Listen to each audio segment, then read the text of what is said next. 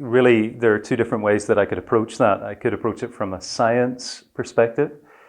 And that's quite interesting because Charles Darwin, as part of his theories of the origins of the human species, was quite adamant in saying that all of the differences between human beings and other species are only differences of degree rather than differences of kind. So we might be smarter than the other animals, but we're just a little bit smarter. We're not something different.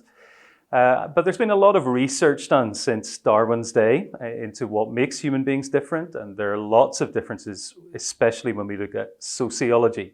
So less so with the body, but when we look at human relationships, there are many, many differences about how we relate to our family units, how we build societies, writing and creativity and art for the sake of art, relationships and creativity. But really at the heart of a lot of that is the unique way that our brains and our minds function.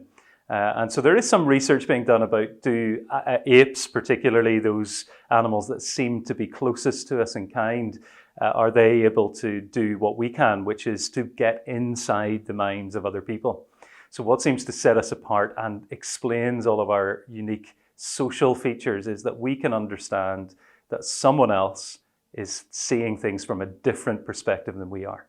They might be thinking something different than us, and they might even be deceiving us.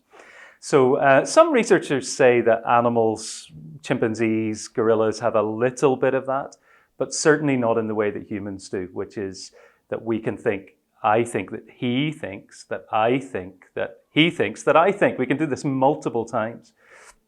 So I think the best writers on this subject say Darwin got it wrong. There is something that is truly distinctive about human beings, even if you just look blindly at the world. I mean, it's quite obvious when you step back and think that what other creature has shaped the earth the way that we have, what other creature right now is recording a video and has developed all of that technology and knows how to express things.